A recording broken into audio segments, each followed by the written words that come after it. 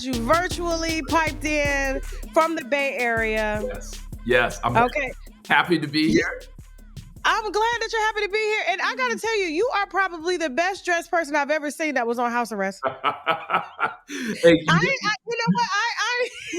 I had to represent for Florida because you and I are both from Florida. I'm from Miami. And I had to show you something. Panama City in the house, There you go. But like for real, I'm like most people on house arrest, you see them, they smoking blunts, they got tattoos everywhere, right. They got dressed down, their house is dirty. You know what I'm saying? Like I could tell, like your bathroom is clean. My bathroom is always clean. You know what? I grew up in a junkie house, to tell you the truth. My dad was a little bit of a pack rat, and and so I like to keep it clean. I'd rather have less stuff and it be clean and organized than stuff all over the place. So that's me. Man, I gotta tell you, you look great. Keep it up. You represent house arrest really well. Now, I'm glad that you're able to laugh. How you making me laugh? I haven't had anybody make me laugh in a long time. I mean, this is really a bit of an ordeal. You have such a great smile. I don't believe that because you have such a great smile. So, but it seems like to me, because I can feel your energy that you're in great spirits. Given the unfortunate circumstances, like you are due to be sentenced on December 13th in New York for a conspiracy to commit fraud, conspiracy to commit wire fraud, and identity theft. Yeah, it's real. It's a wrongful conviction. It was a wrongful prosecution to begin with. As you may or may not know, I started a business literally where I'm sitting at the table with my mother and father 10 years ago. It was a news and media company, OZY, that had great newsletters. We had great TV shows, podcasts, festivals. We were always. It was a big deal. Your company. It was a big deal. Up and rising. You guys were taking a lot of eyes off of a lot of big platforms. So I do want to, kind of bow to you in that aspect, because that hasn't happened at all, especially in Black media, for you to capture the type of attention that you did forming your company. So I do want to just throw that in there. But go ahead, brag about yourself. Harvard Law, but Stanford Law. Go ahead. Go ahead, run it down. You know what? I here's what I will say. I will say that as bad as this is, I think one of the reasons why you see me still smiling is because I know I'm innocent. And so I still sleep, which I know doesn't always happen for people. You gonna offer me some of that, or I'm not gonna get into it? No. You say you don't drink, so I'm safe. It's more for me. But go ahead, keep going. You got money. You can buy your own. Okay, go ahead. Okay. Cheers. Cheers. All right. Okay. Go ahead. Yes. Look, it has been as crazy as you think. It's been as difficult as you think. If you had built something over 10 years, if you had hired 1,000 people, if you had won an Emmy Award, if you'd had 2 of your series submitted for Pulitzer Prize, if you had tens of millions of readers and viewers, if you had clients like Coke and Target and Walmart advertising in your newsletters, your TV shows, your podcasts, your festivals. We still have shows today. We just found out one of our shows, Black Women Own the Conversation, just got picked up by HBO Max. And so congratulations. So you're making money on house arrest too? Damn, bro. Like for real, can you got people that's in the house, Carlos, that ain't on house arrest and still can't make no money. So congratulations. Hey, Tasha, I need to be careful with being with somebody who's got such a great sense of humor, because I'm just saying, I gotta call it for what it is. Like you literally about to be sentenced for something that, in my opinion, you did not do. Yes. And it was kind of like, how can I put, like, wrong place, wrong time, being around the wrong people. Yeah. Wrong crowd, not doing your due diligence, but you being a thief, you committing any type of fraud or anything like that, it's like you were just the top guy, and I was you're taking the fall. I was the top guy. I wasn't even. I live in California, as you say. They're prosecuting me out of New York. I never had an office in Brooklyn. Never had clients. Never had big investors. Never had any of my executives there. So the whole thing feels suspicious. The prosecutors who've prosecuted me 90% of the time, even though the area they're in is increasingly white, prosecute Black and brown people. So as somebody said, they must have run out of Black and brown people in Brooklyn, because now they're reporting us from California, right? I mean, if you had gotten prosecuted by Utah, you would think that was kind of crazy if all of a sudden I was Utah. like, I ain't never even been to Utah. Like, what am I doing here? That's how I feel. That's how I feel. So it is. So your business was ran out of pretty much the Bay Area. Not pretty much, only the Bay Area. We ran this business out of the Bay Area. We built something strong. And you know what this is? And I say this because you're a Floridian. This is like Rosewood, or this is like Tulsa. We built a business that other people, like BuzzFeed, wanted to buy. They tried once, twice, and then 5 times to buy us. They offered more and more money. Ultimately, they offered $300 million, which is a lot of money. That's how valuable. Hold on, whoa. They offer you $300 million to buy your company that you started 10 years ago. Yes. And you said what? You sound like my dad. We thought about it for a long time because I still eat at Chipotle, and I. So you must make more than 300 million, Carlos. You know what?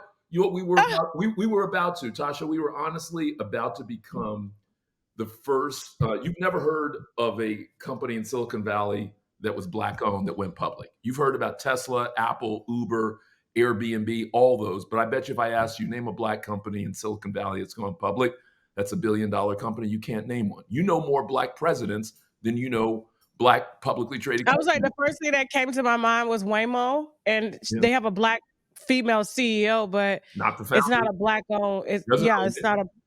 Yeah, they don't own it. So you were the only one. I was about to be the only one. So JP Morgan was about to value us at $2 billion. And our competitors who had tried to buy us. Doing what we do here, media. Doing what we're doing here. We went from. Go ahead, keep going. We went from 0 to 300 million to 2 billion.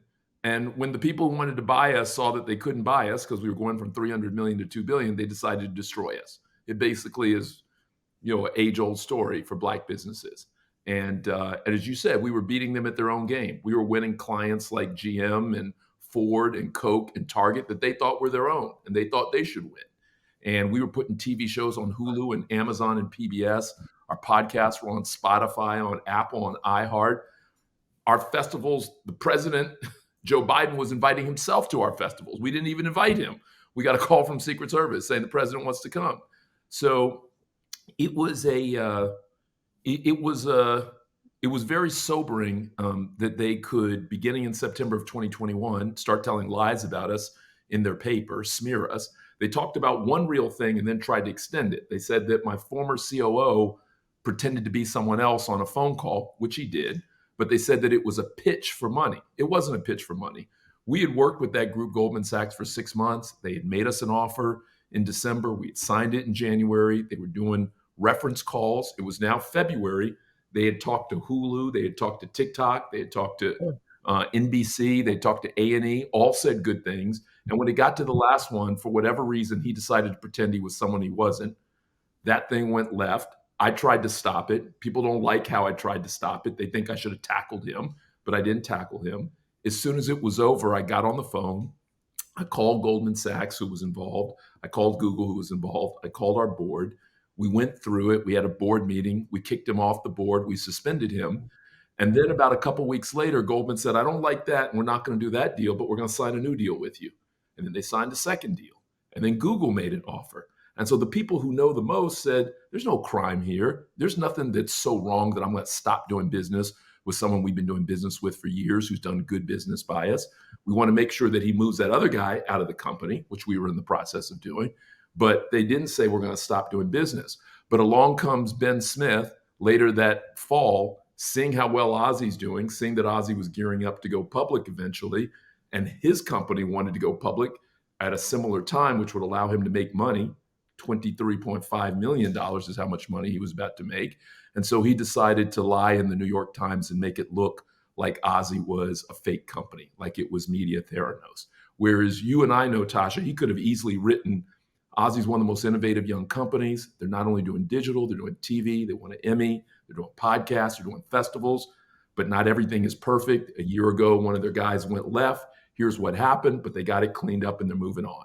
That's would have been Yeah. the honest way. And it's like, how do you, as a, as a president, as a founder of a company, watch everybody?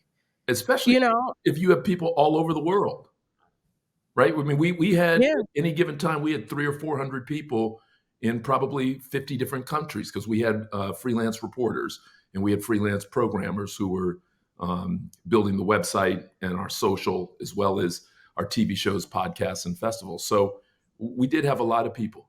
I mean, no matter how good you are and how hardworking you are, you can't tell me what everyone is doing if you've got 300 or 400 people you're responsible for.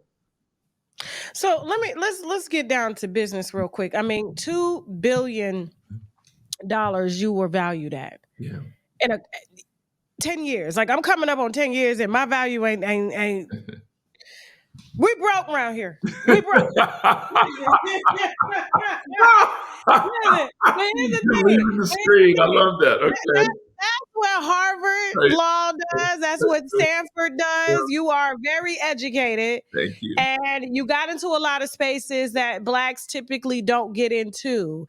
And then not only that, you gained the trust. Not only that, you built a media platform that had eyes on you. And we all know that advertisers like eyes on their platform, and they like clean eyes. They don't want controversy. They don't want any of those things. Like, your content was very, very clean. Yeah. Even across the board. And it was ran truly by a Black man without baby oil. There was no baby oil involved. Well, but you know what I was proud of, and I think my family felt strongly about this. 90% of the people we hired, Tasha, were Black, brown, or women. Like, you've been at I don't know how many media companies. There's no mainstream media company, not the New York Times, not CNN, not HBO. If I asked you how diverse they were, it's not going to come close to 90%. What's it going to be? 20%, maybe 30%? Yeah, Not going to be. yeah, especially publicly traded companies. Like, correct. no, I mean, hell, our White House is not even all. There's no Blacks in it right now. None. Not even what? How do you say her name? Kamala? I call her Kamala. Listen, yeah. So you don't find that, and I don't think it's something that should be taken lightly, because you were changing how media was done and how they did business in the community and how they brought business to the community and things like that. And so it's just unfortunate that you are facing up to 40 years in prison.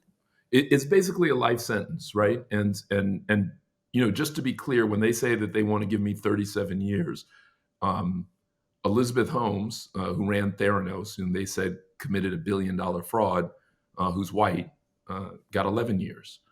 Bernie Madoff, very famous, served 13 years before he died. The average murderer gets 16 and a half years. So just to give you a sense of what they're saying they're going to give me more than time than you'd give a double murderer. They're saying that they're going to give me more time than Elizabeth Holmes and Bernie Madoff served combined. Just so you hear what they're saying. For something that an employee correct of yours did without your consent or knowledge, and when you found out about it, you got rid of them. And now here you are. And not only because that, you were simply, in my opinion, making too much money and taking too much money out of other companies' pockets that had been around a lot longer than you. A couple weeks before this attack, where he went after me in Brooklyn, we had just been announced to have. Who is he? This guy, Ben Smith. So there was a guy named Ben Smith who was the number 2 guy at BuzzFeed. And he was the guy who originally wrote me an email back in 2019 saying, BuzzFeed's still around? Exactly. It was dying, and they were trying to catch a fast-moving, fast-rising company in order to save themselves. And so they were trying to grab OZY. They were trying to get us on the cheap, as crazy as $300 million being on the cheap sounds. They were trying to get us on the cheap. And we knew that our value was more than that. And it's a little bit like Black Wall Street. We said no, and they said okay.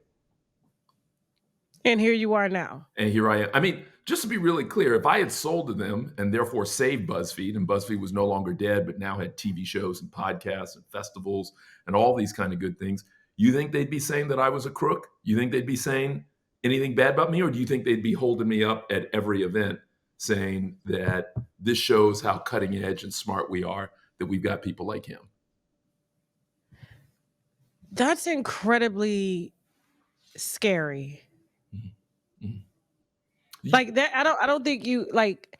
I don't even understand how you're here and able to kind of smile through this and look as great as you do, because you were doing legit business. Yeah. And every business has people that steal. I mean, we can talk about Popeyes. People taking money out the register. They taking chicken home. Do you understand what I'm saying? They Yeah. eating chicken on the clock that they didn't pay for. Like, you have employees that do that, Yeah. and you're being charged instead of fined. Because normally when companies participate in like what they call like securities fraud or anything like that, they fine them.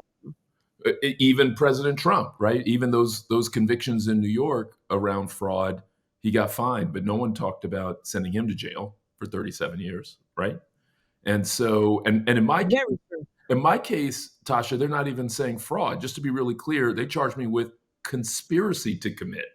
Because you and I both know if I had actually committed fraud, they would be showing you that left, right, and center. And they would be trying to give me 75 years, not 37. And so I know for a lot of people, whenever they hear that prosecutors do something, they're like, there's so much smoke, there's got to be some fire in it. And I keep saying, maybe that's true, but what if it's not? What if it is possible that Tasha's living her life in Florida, somebody in Utah decides they want to buy her, she says no, 18 months later they said, see, she's a liar and a fake, and they get their friends, literally their neighbors and their friends, to prosecute and arrest her. And they do it in broad daylight, and they convince everybody that Tasha's a liar and a fake, even though she's been running her business for 10, 15 years now, right? Even though people have watched her, they've listened to her, they've met her in person. She put her own money on the line, right? She took the lowest salary in the company. You can see it. Tax returns there. You can see it, right? Even though the person who did do stuff wrote not one, not two, but 3 confession letters, which they tried to hide until we found it and outed them, and they still tried to suppress it. So the prosecution had confession letters from the guy that was in your company that was conspiring to commit fraud, whom you guys did fire, and they suppressed it because they wanted you gone. Correct, because that's a story that they wanted to tell, and because that's what their buddy and their neighbor, this bad guy Ben Smith. Well, you in their eyes, you took a lot of money out of their pocket, and was about to take a lot more. How much? If we could go from $300 million in value to $2 billion in 2 years, what would have happened? So that's 6 or 7 times growth. What would have happened 2 years further? What would have happened 4 years further? What would have happened to somebody who's doing TV shows like Black Women Own the Conversation and The Contenders and Breaking Big, and has got podcasts like The Future of X and The Thread, and is doing festivals in Central Park with people like John Legend and Trevor Noah and Padma Lakshmi?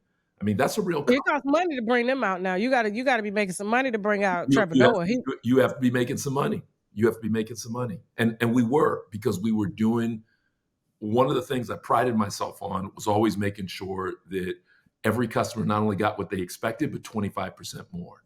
So if you came to me and you were hoping to get, call it 1,000 eyeballs, I wanted to make sure you got 1,250.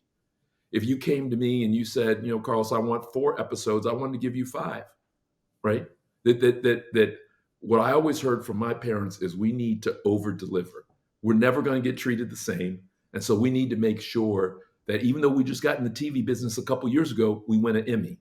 Even though we just started our newsletter a couple years before that, let's make sure that we're submitting things for Pulitzer Prizes. And so that's what OZY was doing.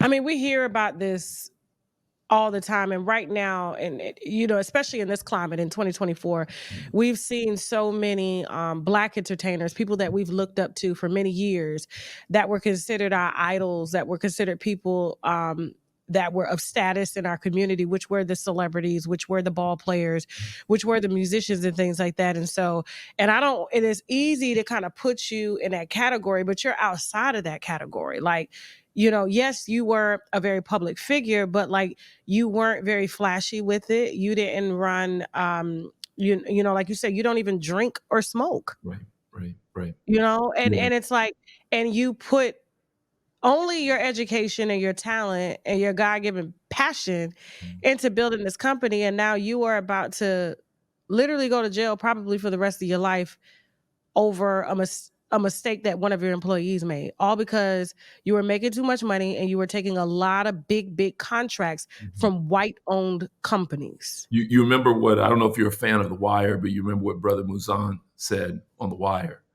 No, I don't remember that. What did you He say? said, "The Remind most me. dangerous thing in America is a black man with a library card." So why didn't you do this in Africa? Yeah, you wanna know the truth? I think about it all the time now, and it's interesting when I'm listening to a lot of autobiographies. So another one of the reasons why my spirit Yeah. is good, is because I haven't left it just to me. Um, I've tried to be present and hear from a variety of places and spaces. And part of that has been going back and hearing what Mandela had to say when he was in jail, and hearing what a woman named Ellen Johnson Sirleaf, the first female president in Africa, hearing what Frederick Douglass had to say. And you know, I believe in who I am, who I was raised to be. I know that if we weren't being successful, they wouldn't have come after us. It's funny, I was listening to Kanye's mom, rest in peace, Dr. West, say to him as a young man before he broke big, she said, when giants look in the mirror, they don't actually see giants.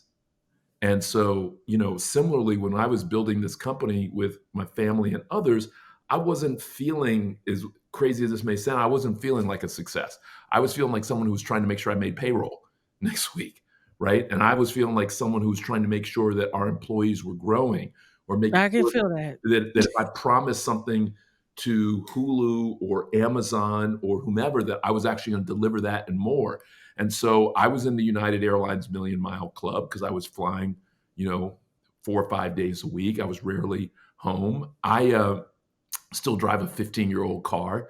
I've lived in the same house for 20 years. I don't have a second house, a third house.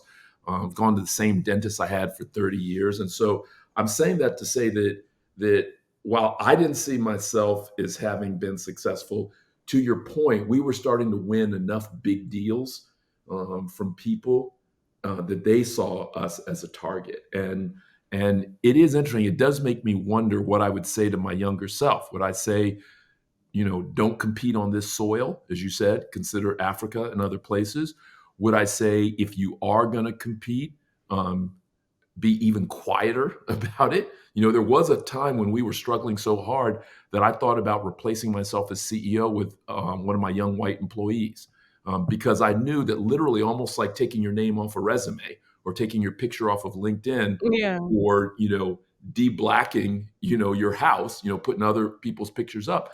I knew that if I put this young white, skinny white guy with an accent up, they would have said, "This is amazing." They would have said, "This is worth 5 billion," right? Mm. And I knew that. I knew that. And so I do wonder that sometimes. But you know, the other piece of it that I come out with, Tasha, and part of the reason why my spirit is different is not only my faith, um, and believing that there's a reason for this, but you know, my cousin said to me, I have a cousin in Texas, Michelle, and she said, you know, if they are doing this that easily to you, how many other people do you think they're doing this to? She said, just like it wasn't one kid being abused by the Catholic Church, just like it wasn't one person facing Harvey Weinstein, just like it wasn't one black motorist getting pulled over and beaten by police. She said, there's no chance that you're the only one this is happening to. She said, if they are so bold to be doing this to you, she's like, think about all the people they must be doing this to day and night, who just don't have the voice to speak up. And so part of the reason I'm speaking up is because it's wrong. But part of the reason I'm speaking up is because if we don't, I guarantee you they will just do it more and more. I mean, since we filed our motion to disqualify our judge, we've heard from 2 other black attorneys who said this has happened to me, right? With this same judge? Same judge. And they have said, Let's talk about your judge, because your judge, you know, from what I saw, and I read an article that Rutgers published, basically the judge rejecting OZY Media and use recusal request over hedge fund investments. Basically, he struck it down saying that he had already,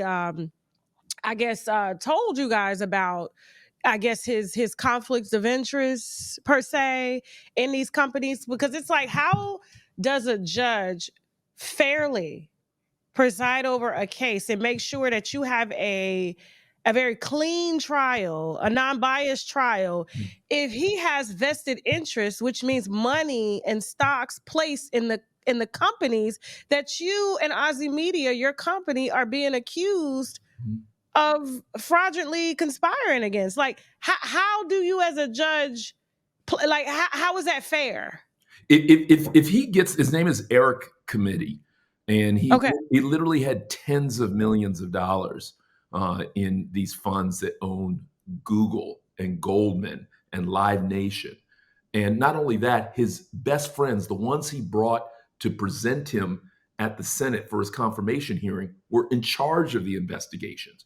Not only that, he co-invested in other companies along with these people. So not only did he own their stock, but he said, hey, why don't we together invest in this third company? Not only that, he oversaw a relationship with each of them that was worth $1 billion for a decade. I mean, it's not only that, he is able to order OZY and me to pay a fine and get a check. I'm not making that up. He's able to order a fine and get a check. And so what I said, and the reason why we went over his head. So basically, he get a check off the back end of what you pay. Correct. He could say, this is a bad guy. I don't like him. I want him to pay X amount of money, $1 million, $10 million. And oh, by the way, here's my check. Thank you. Yeah. And so people should look at that. And what I keep saying is, it's possible that I'm a bullshitter. It's possible that I'm just making stuff up. But on the small chance that I'm not, then what? No, I mean, I saw the chart posted. I'm going to put the chart up in here.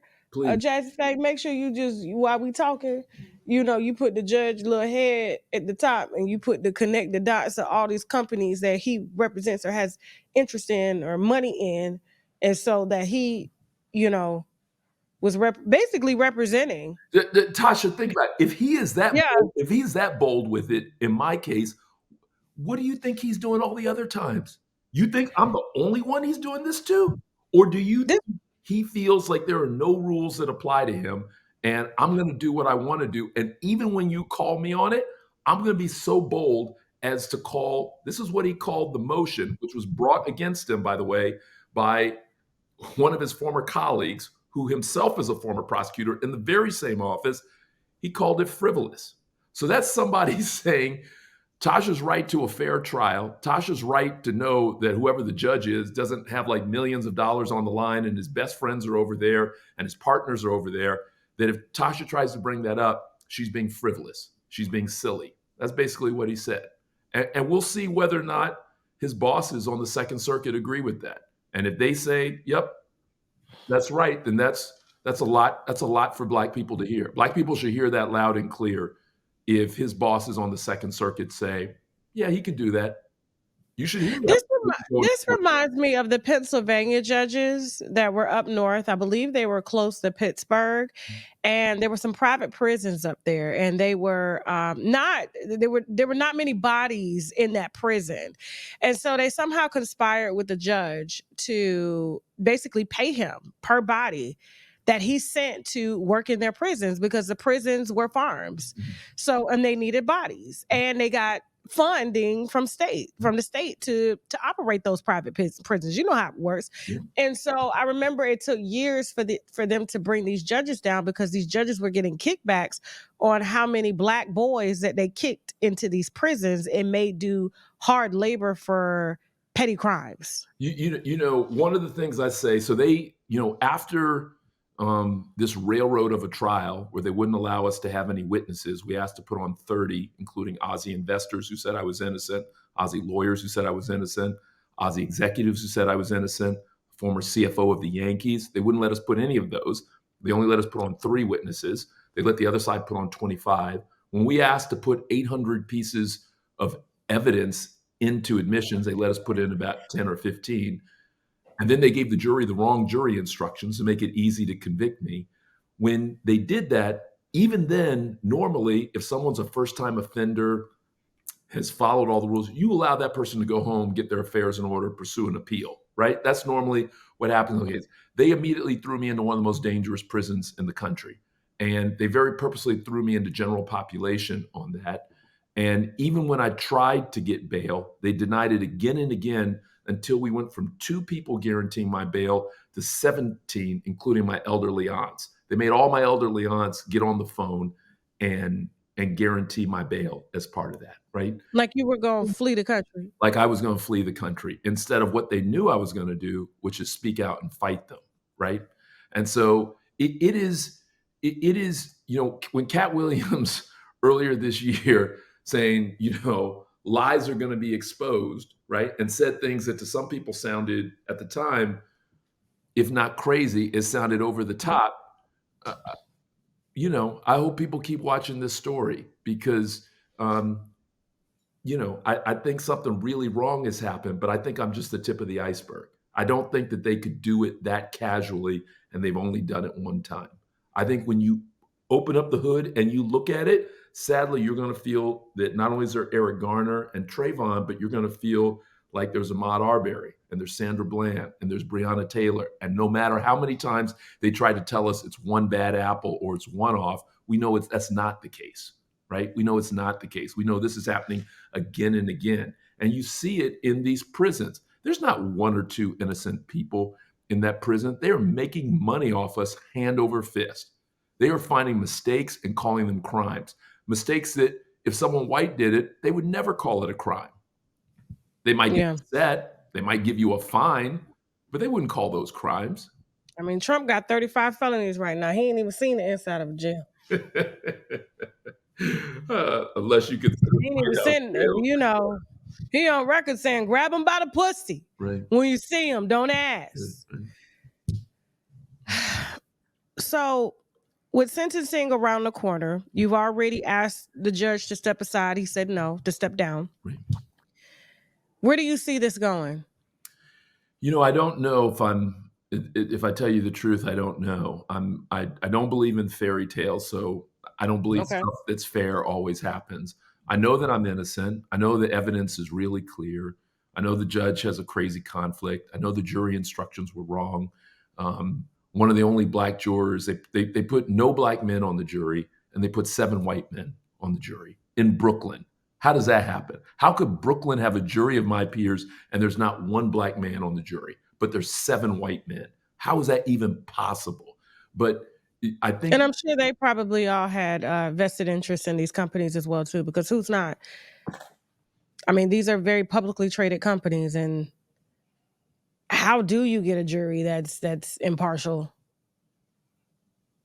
I hope it gets looked at. I think that Tasha, part of the reason why I wanted to come on with you, and I wanted your audience at least to hear this, because again, I know that people have brothers and cousins and husbands and boyfriends and fathers, and I know jacked up stuff has happened to them too.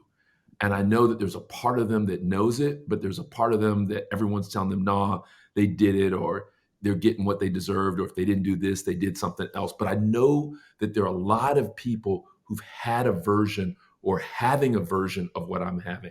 And I'm saying that if we don't speak up, as bad as it is today, I promise you it's going to get worse. I promise you it's going to get worse. The minute that they send me to jail, they're going to send an email around to all the different prosecutors' offices in celebration and saying, who's your Carlos Watson? What piece of black excellence are you going to get, right? And and they don't have to say those words for everybody to know exactly what they mean. And if people think it's not going to happen, if they think that we're immune from it, I don't think that's the case. And so I'm hoping that we shine a light. I'm hoping that people pay attention. I'm praying every day that people like yourself will spread the word. And my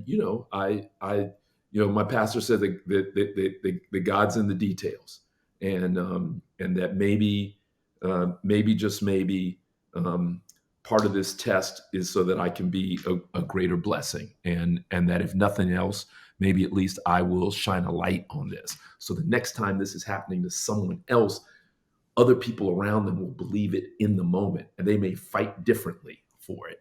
And so, I don't want to be a martyr.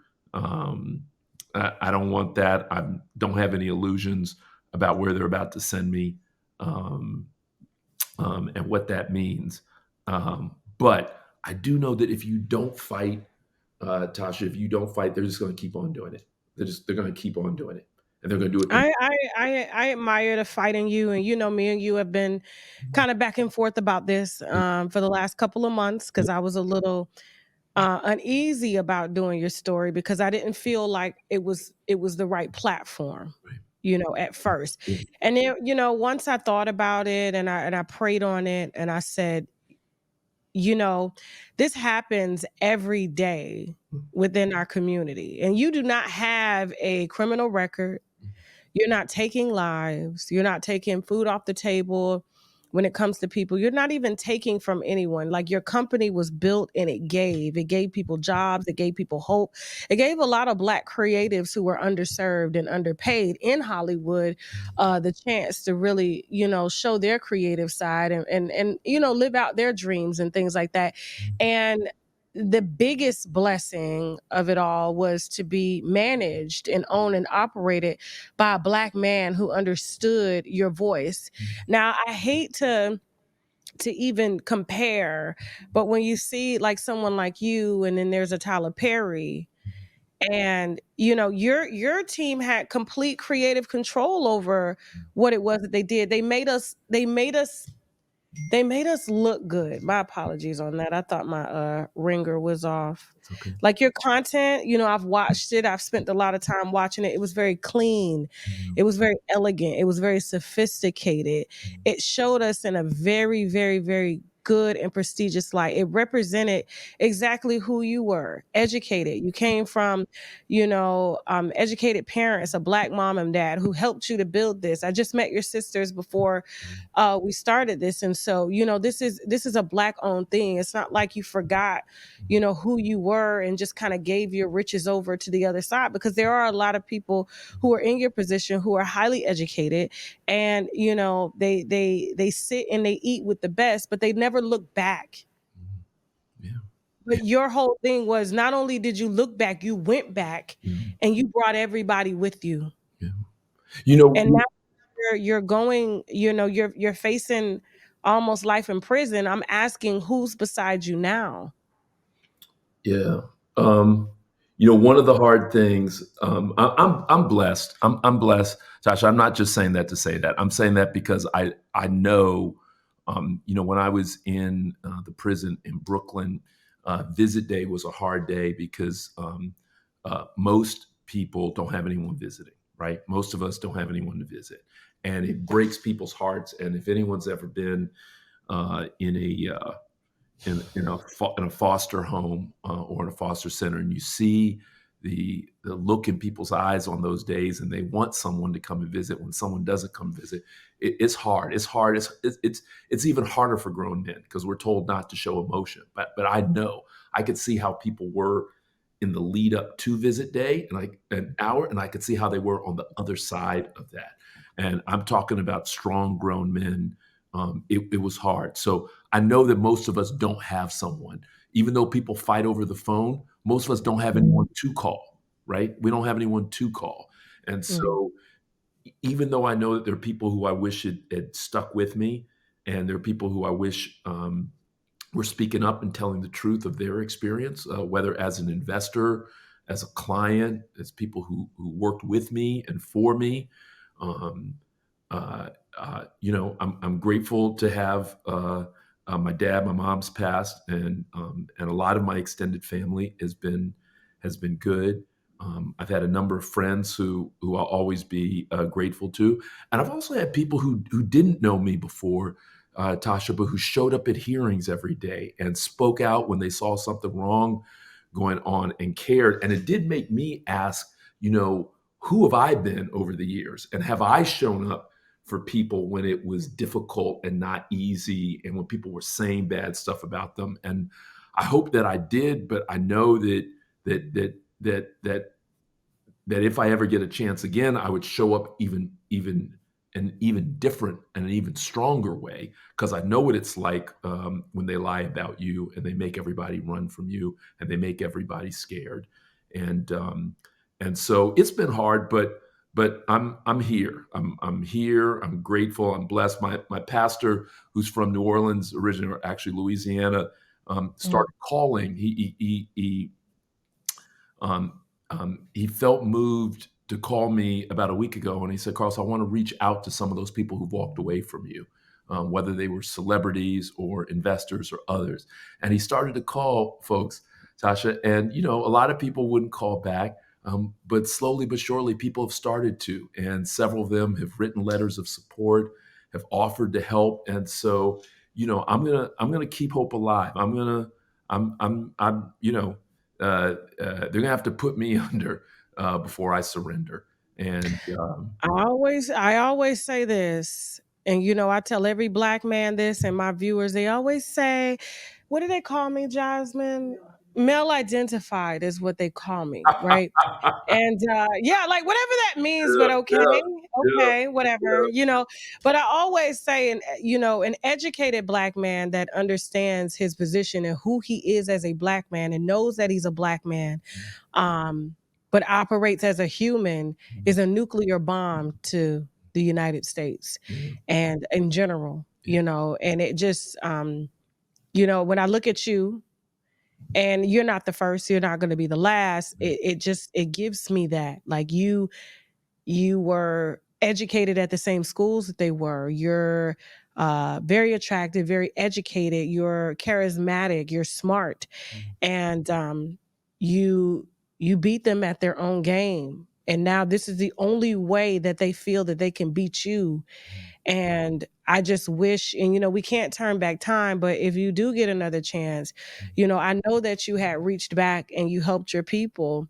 And I ask that you will continue to do that, because I don't think that you're going to spend a lot of time in jail. I just don't think so. I just, with all of the errors that they've been making, even in the Weinstein case and Bill Cosby's case and things like that, there's no doubt about it that I feel that, a court of appeals is going to overturn your conviction, if not just throw it out completely, because of the judicial errors and the errors, under the judge and things like that. So I do think that if you were to get this sentence, I don't think you're going to spend more than 3 years in jail. And during that time, I do want you to take this if you happen to go, but if you don't, still, like, put your company in Africa, South Africa. You can still get contracts in the US. Coke advertises, GM advertises, they all advertise over there, and they can't touch you. Tasha, it's so funny you say that, because my mom, as a young woman, moved to Africa back before people were doing that. In the late 50s, Yeah. early 60s, she moved as the daughter of a Baptist minister, and as a teacher, she moved to teach young Black Angolan women in Angola, in southern southwestern Africa, and she ended up teaching students from all around the continent. And so when I was growing up, they actually call me, my family calls me by a Zimbabwean name. There's a particular tribe there, the Shona tribe. And Mhm. and so that was always kind of my touchstone. And my mom would always get mad when some of those crazy TV shows like Tarzan would come on, trying to denigrate Africa, because she would say, Mm. Africa is where civilization started. Africa is where humanity started. Africa is Yeah. where our best and brightest are, whether it's science or the arts, whether it's love And and or medicine. and so many black billionaires that you can't count, Yeah, yeah, yeah, you know? yeah. Like, I just feel like there's always gonna be a cap, and America's only gonna allow you to make so much money. I think that's again, I really believe in what you're saying. I think the time is coming where a lot of Black people are going to ask themselves, what would happen if 50 million Black Americans move?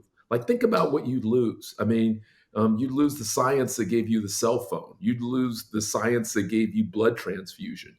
You'd lose music, right? I mean, imagine America without the It music would in your become very bland and it unsalted. what it would become? It would become England, right? It'd become Spain, right? It Yeah. would become a a modest country, that doesn't have the vibrancy and the verve and the ambition. Like that didn't come to America naturally. That came because the best and the brightest from the original continent were forced over here, and Yeah. we managed to turn trash into energy, right? We managed to turn your throwaways into fried chicken. We managed to turn downtime into jazz music. We managed to turn all of the pain you were trying to inflict into Richard Wright and Ta-Nehisi Coates, right? That we did all of that and we moved this thing forward. That we took your lack of interest in our physical talent and we turned that into baseball and basketball and football. We built the South, right? Yeah. We built the economy of the South.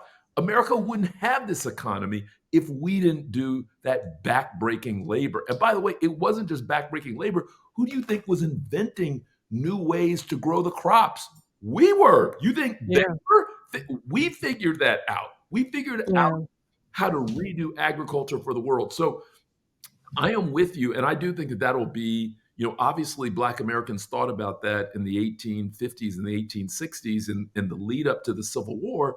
A number of Black Americans moved to places like Liberia and Sierra Leone, and we're thinking about moving to other places as well. And it was a little bit more of a trickle. But I think you're right. If it turns out that what we just had over the last 20 years was the second Black Reconstruction, meaning that there was a moment when it looked like we were going to get, if not a seat at the table, at least get a chance to walk into the door. But if it turns out that that was short-lived and that's it, I think one of the conversations for a lot of Black Americans is to say peace. Say, great, you do it the way you guys want to do it here. I know we got a lot of skin in the game. I know we put 200, 300 years of labor in the game, but guess what? We're creative. We're vibrant. We're ferocious. And we built here, we can build anywhere. And now we can work with artificial intelligence. And now we can multiply our creativity 100x. And so great. Let's go head to head and let's see what you can do and let's see what we can do. yeah. Right? I'm glad you know that. And every person that is building something is going to face obstacles. There was a moment when they tried to take my company out. They tried to take me, my husband, and everything that we had out. It didn't work. Right. For us, for a few years, we went through trials and tribulations where I didn't even take a salary, and I just let You know my what I'm team talking take a about. salary. I know what you're talking about in order to just keep it going. Like I just stayed focused. And I think the more you just continue to follow your heart and stay focused and use that same type of energy to create, what this outcome is going to be, because you created the present as well as your future. I think you're going to be fine. And I'm glad and I'm honored that I did end up taking your story. And even if it does well or if it doesn't do well, it is the start to just, take a stand and put your foot down and say, you know what, I'm not going down without a fight. And it's only just the beginning. Yeah. It's only just the beginning. And so, I'm going to be praying for you. I'm going to keep your family in prayers. Is there anything that you want to add before we wrap this up? We're right at an hour, I really, it may seem like whatever to people, but I do want to say this to you. I realize that this is different than the shows that you sometimes do. So I realize you had to take a risk, and I realize you're taking a risk. And I realize as an entrepreneur that it costs money to take a risk. It's not like free, that you have to make a decision to spend some time telling my story instead of telling another story that you could be telling. And I just want to thank you for that. Oh, no, it's okay. No, it's okay. I always just want to make sure that, we're able to ensure that, our platform can help and be of service. Cause it is a bit, it's really controversial over here. It's really, what's that word I'm looking for, Jasmine? She's my other brain. Exploitive. We exploit people a lot over here. And, it is what it is. And you make people laugh, Tasha. Yeah, I you make people appreciate laugh. you. I But it's our appreciate stories. you. Like it Yes, ain't like yes. white folks exploiting us. It's me. And I exploit white people too. You understand?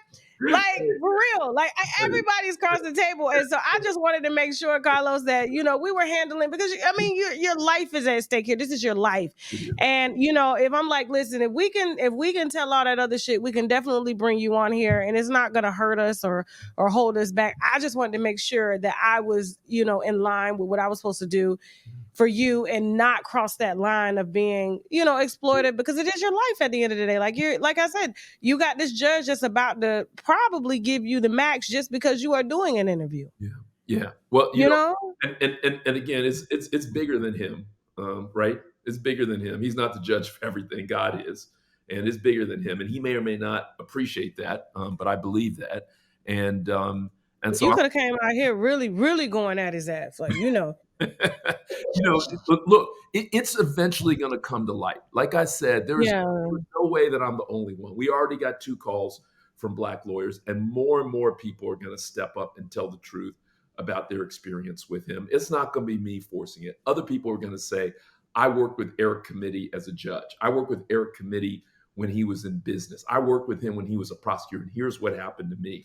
And that story is going to be told. And the mainstream media is not going to be the first one to tell it. They won't. They'll cover up. They'll minimize it. They'll say this is people playing the race card or whatever they will say. But eventually, truth crusher. Don't white folks always say that? They playing the race card. Well, we wouldn't have a card to play if you didn't deal it. Correct.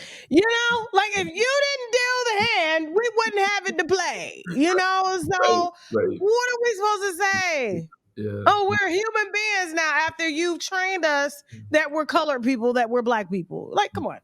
Stop. So, but listen, before we because we're gonna wrap it up, and like I said, this is not gonna be the last time we talk. I am gonna be keeping up with your story. I did do an interview yesterday, the day before yesterday, with a gentleman, and I did speak briefly about your case and did let everybody know that you were going to be coming on to talk about it and things like that. So they're going to get some idea of what it is, just to kind of get them warmed up to you and stuff like that. And I'm sure they've seen your interviews. I mean, you've interviewed a lot of their favorite celebrities and things like that, all the good stuff, all the positive stuff. We do the what you ain't trying to talk about over here. Like, that's what we want. How do you feel? Yeah. How do you feel? Like, if you had to turn back time and do things over, what do you think should have happened? How would you have handled everything? I obviously wouldn't have hired Samir and the woman it seems he may have been having some kind of affair with, Susie Hahn. I wouldn't have hired them.